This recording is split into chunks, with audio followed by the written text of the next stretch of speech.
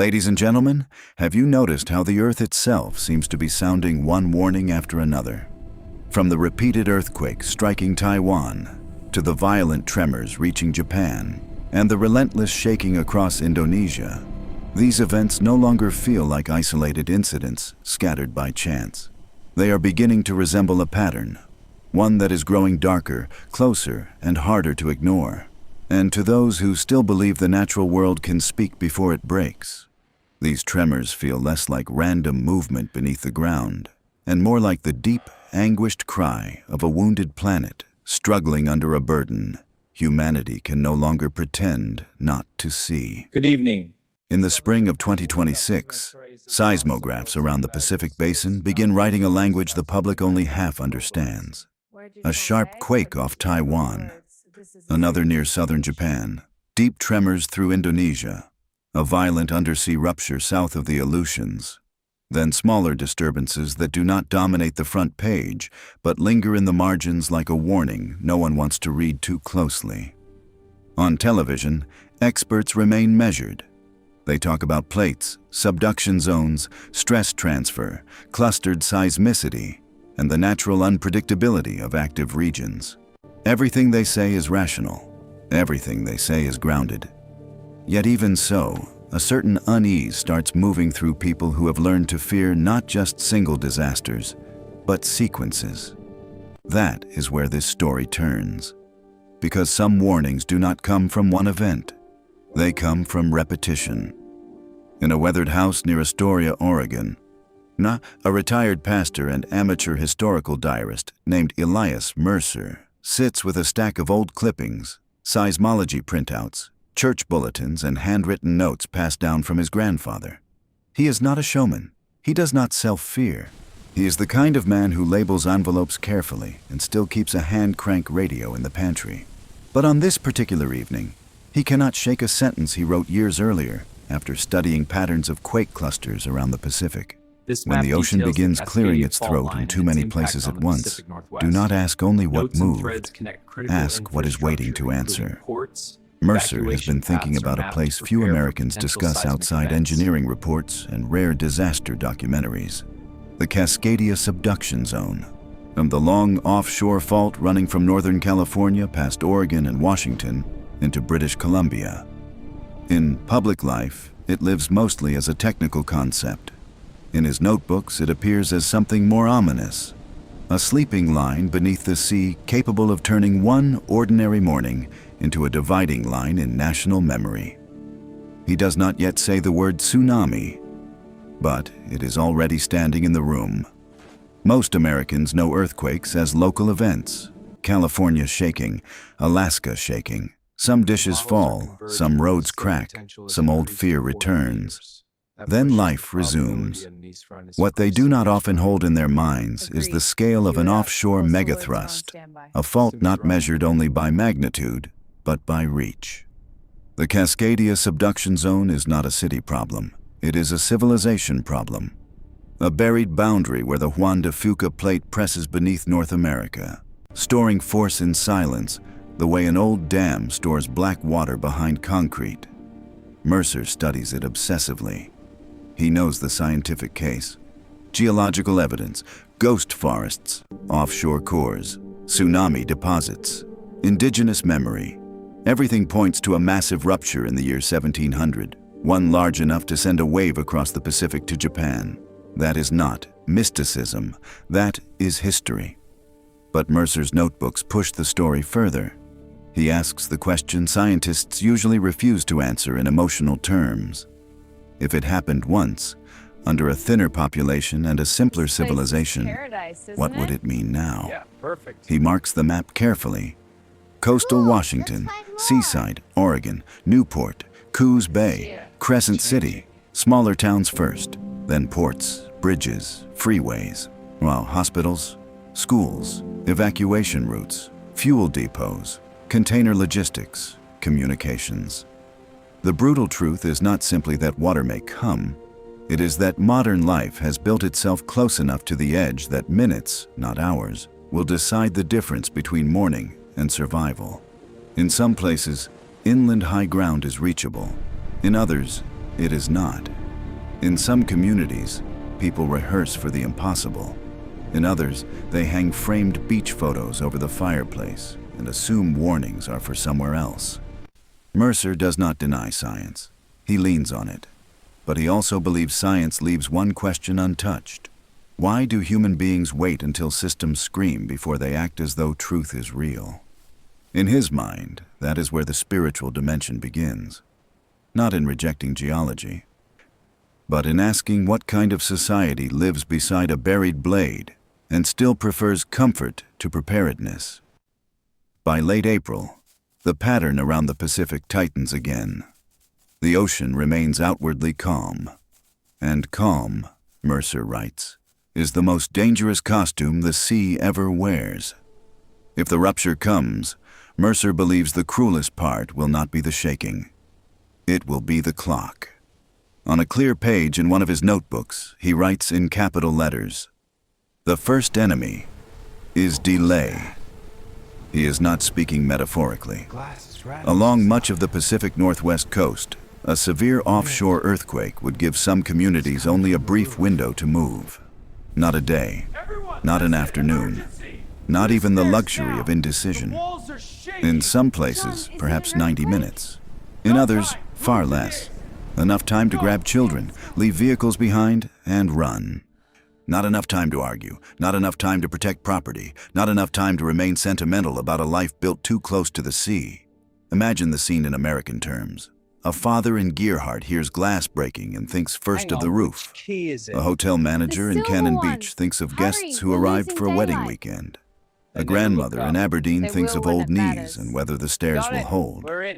Tourists try to use highways. Locals know roads may become traps. Sirens compete with car alarms, power failures, barking dogs, breaking docks, and the animal sound people make when they realize that walls, mortgages, and routines have suddenly lost their authority. Mercer writes with painful clarity about what people must abandon, not because he is hard-hearted, because disaster is. Leave the safe, leave the jewelry, leave the file cabinet, leave the second car, leave the vacation photos on the hallway wall, leave the polished kitchen, the mortgage paperwork, the insurance folder, the expensive watch, the bag you packed for comfort instead of survival. If the water is coming, all that remains between you and death is elevation, speed, and the ability to resist one fatal instinct, turning back for what can be replaced. This is where the story becomes more than logistics. Because the refusal to leave things behind is not only a practical error, it is a moral one, a test of what the heart truly serves when pressure removes all disguises. The original text you shared speaks in the language of karma and judgment. In an American adaptation, the point still lands. Catastrophe is a ruthless revealer. It asks every person the same question. When time collapses, what do you still think you can keep? Mercer believes many Americans will answer too slowly, and if the wave comes, slowness will be another word for grief.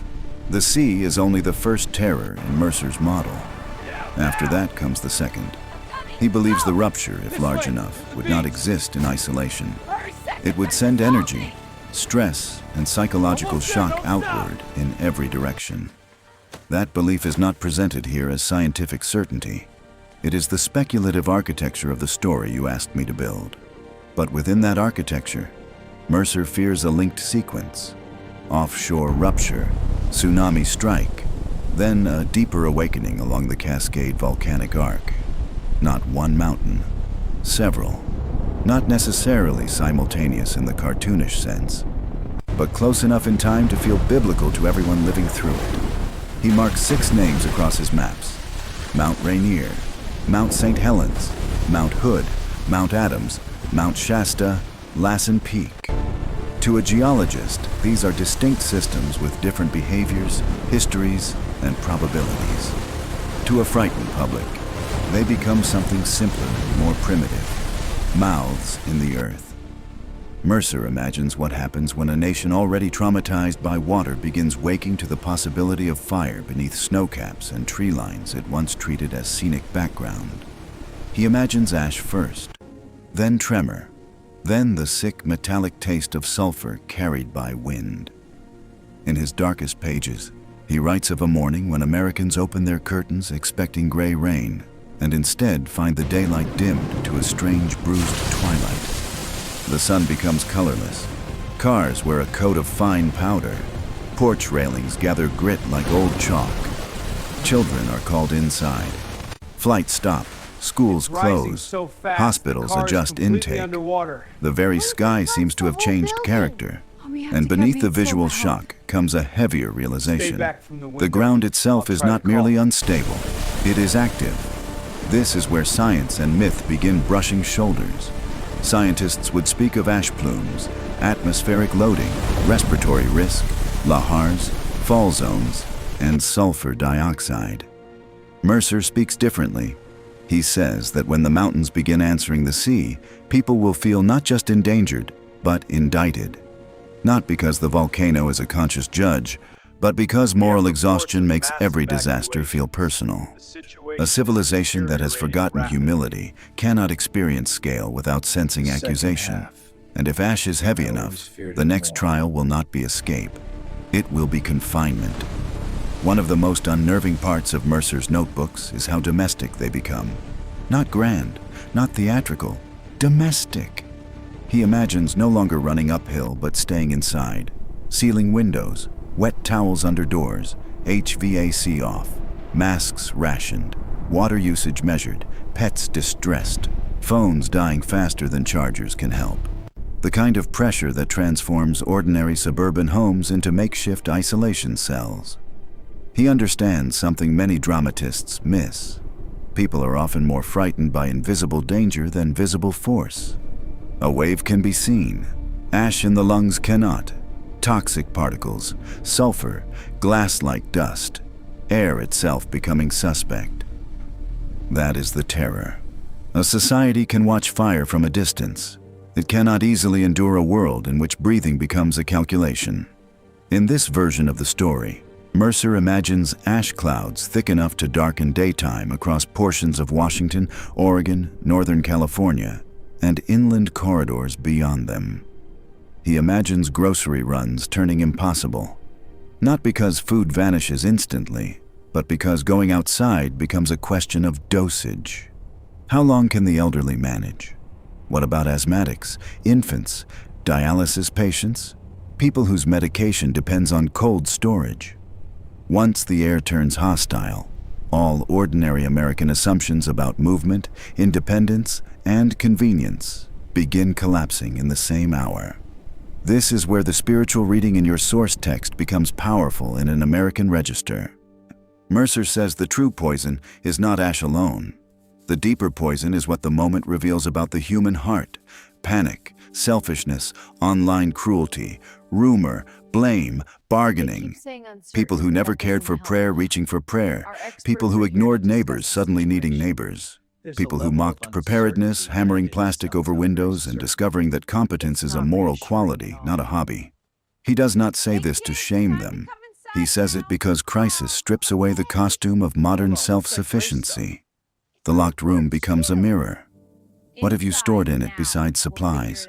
Have you stored patience, honesty, trust, prayer, discipline, the ability to calm a child, the willingness to share medicine or information without exploiting fear? These are not abstract virtues now. They become respiratory equipment for the soul. And that, Mercer insists, is the larger point.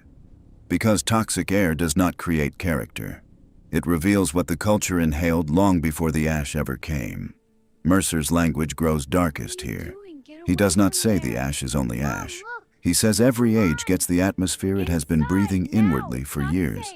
This is the most overtly spiritual section of the script, and it tracks closely with the structure of your source text while changing everything about its surface. In Mercer's reading, the external catastrophe mirrors a long internal one.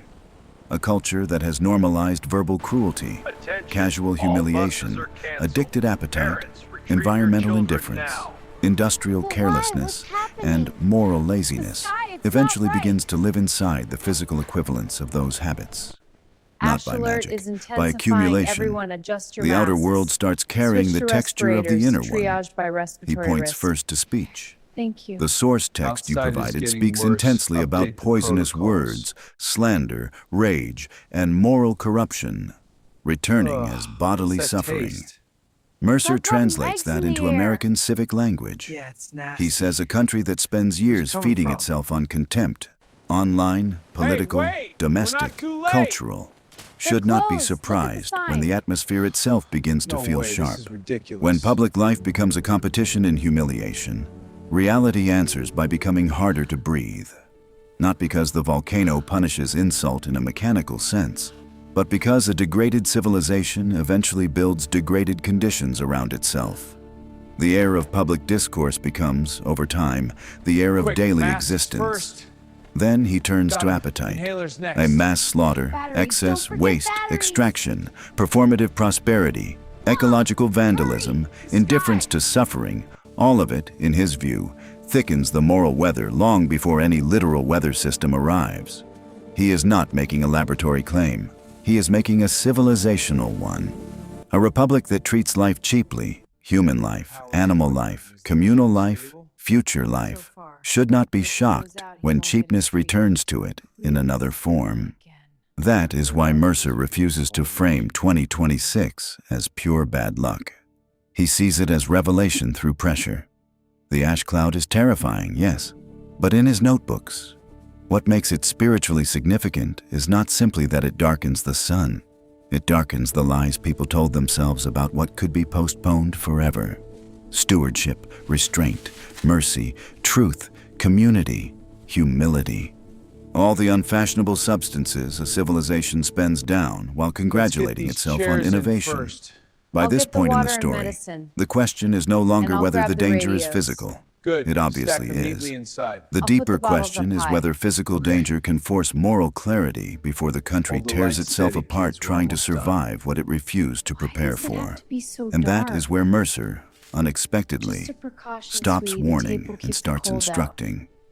In one What of if the most something gets unsettling in? sections of his notebooks, Mercer describes a future in which people seal their homes not during a war, not during a riot, not during a pandemic exactly, but during an atmospheric emergency. So strange that public life seems to pause by instinct. Streets empty, porch flags hang motionless under gray light. Grocery lines vanish because stores close. As children stop asking to go out, the neighborhood becomes a row of lungs trying not to breathe too deeply. And then he writes something that changes the entire tone. Maybe confinement is not only punishment, maybe it is the last mercy left. That is pure Mercer. Severe, but not hopeless. He believes Americans spend most of their lives fleeing inward silence, noise, work, errands, media, screens, consumption, scheduled exhaustion. In that sense, a forced stillness, however terrible its cause, becomes a strange kind of confrontation. What happens when a whole society is driven back indoors and deprived of its favorite methods of avoiding itself? What happens when the family table matters again because there is nowhere else to go? Sweetie. The What air's happens safe. when fear strips entertainment But of its what if power it's to bad? distract? I promise What it's happens when you okay. hear your I own think conscience so. louder than the television? The situation The source outside text you remains shared frames this as an unstable. opportunity Stay in for your sealed repentance, rooms. turning inward, and Perimeter spiritual breach reckoning before the contained. final door Hold your closes. position. Mercer does the same, but with American texture. He pictures suburban fathers finally talking honestly to sons they mostly raised through errands and sports schedules. Mothers rediscovering that calm presence can keep a household from disintegrating faster than any official directive. Elderly grandparents becoming the least panicked people in the room because they have already lived through enough to know that fear is a liar if you feed it. Local churches, synagogues, and small town halls becoming moral anchors even when public gathering itself is disrupted. This is not sentimental. It is strategic. Because panic-driven isolation destroys faster than ash does. But disciplined stillness, shared truth, honest prayer, neighborly coordination, and the refusal to let screens become the sole interpreter of reality can actually preserve a society's inner architecture during physical lockdown. Mercer calls that architecture the only shelter that scales. Not the bunker, not the basement, not the expensive filtration unit, the habits of soul and community that make confinement something more than terror. And once he reaches that conclusion, the rest of his advice becomes startlingly practical. Mercer does not despise practical preparedness. On the contrary, he insists on it. That is one reason his notebooks remain convincing inside the story. He never pretends that spirituality replaces logistics. If the coast shakes, move inland or to elevation immediately. If roads fail, leave the car. If ash falls, seal the house. If masks exist, use them. If the county issues instructions, take them seriously. If you live in a multi-story building during a water threat, go up. If you live near a lahar path, do not romanticize the view. If you have children, keep shoes, documents, flashlights, radios, medications, water, and a simple bag ready. Not a fantasy survival kit, a real one. Boring, light, useful. This part of the story borrows the survival logic from your source text. The short warning window, the need to abandon property, the need for a bag, the need to move fast, the danger of staying for curiosity or filming, and translates it cleanly into American conditions. Mercer would say the same things here. If the sea drains unnaturally, do not walk down to look. If the siren sounds, do not debate. If the first wave passes, do not return. If the air turns wrong, do not assume the smell will be mild. If the roads clog, understand that traffic is not inconvenience anymore. It is selection. But he adds another layer. He says every emergency bag should contain more than gear. It should contain decisions already made. Who grabs the child? Who checks on the grandmother? Which neighbor uses oxygen? Which road becomes useless first? Which church basement has supplies? Which school sits highest? Which cousin inland can take you? Families that improvise all of that under pressure lose precious minutes to ego, confusion, and denial. Families that settle those questions in calmer days convert love into movement. That, to Mercer, is what responsibility looks like. Not theatrical prepping, not paranoia. Quiet order built before fear can sabotage thought. And yet, even here, he never lets the script remain merely tactical. Because once the checklist ends, the old question returns. What kind of person is holding the bag? A selfish one, a cruel one, a liar, a servant, a coward, a steady soul. Catastrophe does not care what equipment you own if your spirit dissolves the moment the script breaks, which is why Mercer's final teaching is not about escaping disaster. It is about becoming the sort of person disaster cannot fully degrade. By the last pages of his notebooks, Mercer writes less about 2026 and more about the kind of life that can survive any 2026. He calls it moral reserve. The old religious traditions might call it grace, merit, stored blessing, or spiritual discipline. Mercer, being American to the bone, prefers plainer language.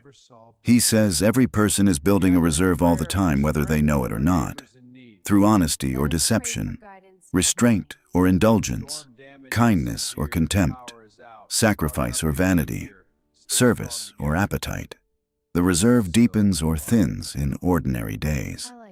Then a hard year arrives and reveals what was really there. That idea matters because the source text you shared places enormous weight on spiritual accumulation, merit, compassion, refusal of cruelty, prayer, repentance, restraint from harm, as the true arc through catastrophe. Mercer agrees, but reframes it for an adult U.S. audience. He says the country has spent too long believing reserves are only financial. Savings, insurance, assets, retirement accounts. Those matter, of course. But storms can erase access, markets can wobble, and roads can close, power can die, and paperwork can burn. The deeper reserve is harder to seize. It lives in habits that make households stable and communities trustworthy under stress. Feed someone. Stop lying casually. Control the impulse to humiliate. Teach children gratitude. Prepare quietly. Return calls. Know your neighbors. Share tools. Pray if you pray. Sit still if you do not. Stop filling silence with poison. Treat animals and vulnerable people as though your own soul is shaped by how you handle them. These are not decorative virtues in Mercer's worldview. They are forms of stored strength. When the county emergency text comes, they determine whether you become predatory, frantic, manipulative, and easy to break, or whether you become one of the rare people others can lean on. And that, finally, is where his warning becomes hopeful. Not soft, hopeful. Because a society may not control every fault line or every ash plume, but it can still control whether hardship finds it morally hollow or morally weighted. That difference, Mercer believes, is what history later calls character, not perfection. Character. Enough truth and steadiness stored in enough homes that chaos fails to become total. And that is the reserve he asks Americans to rebuild before the year turns harder. By the end of the notebooks, Mercer stops trying to sound like a prophet. He sounds more like a witness. A man who knows that large warnings are always partly wrong in detail and often painfully right in structure. He does not claim every event will unfold exactly as feared. He does not ask the viewer to abandon science, maps, or common sense. He asks for something harder, to admit that the year 2026 may test more than infrastructure. It may test the country's spiritual muscle, its civic honesty, and the private strength of ordinary households in ways many Americans have carefully avoided imagining. That is what your source text was really doing beneath its dramatic language. And that is what this version preserves. It is not only describing catastrophe, it is staging a reckoning. The earthquakes, the offshore fault, the tsunami, the volcanic awakenings, the ash-dark sky, the poisoned air, the days of confinement, the desperate rush to survive. All of it forces one larger question into the open. If the earth finally speaks in a voice too loud to ignore, what will it find in us? Will it find a people addicted to surface, dependent on systems they never bothered to understand, unable to distinguish urgency from hysteria, and ready to turn on one another at the first real pressure? Or will it find what hard republics have always needed? Prepared families, truthful local leaders, communities that still know how to serve without spectacle, children who inherited memory instead of mere stimulation, citizens who can hold both realism and reverence in the same hand. That is where the story must end. Not with theatrical doom, with responsibility sharpened by imagination. Because maybe the point of warning is not certainty. Maybe it is conversion, not in a narrow religious sense, but in the civic and moral sense. A turning, away from denial, away from vanity, away from the fantasy that wealth, distraction, or status can negotiate with geologic time and atmospheric force, toward humility, toward preparedness, toward moral reserve, toward the slow rebuilding of a society that can face hard years without collapsing inwardly before the wave, the ash, or the fear even arrives. That is where I will leave this story. If it stayed with you, subscribe to the channel, leave your thoughts in the comments, and share this video with someone who still believes difficult years can awaken, rather than erase what is strongest in a people.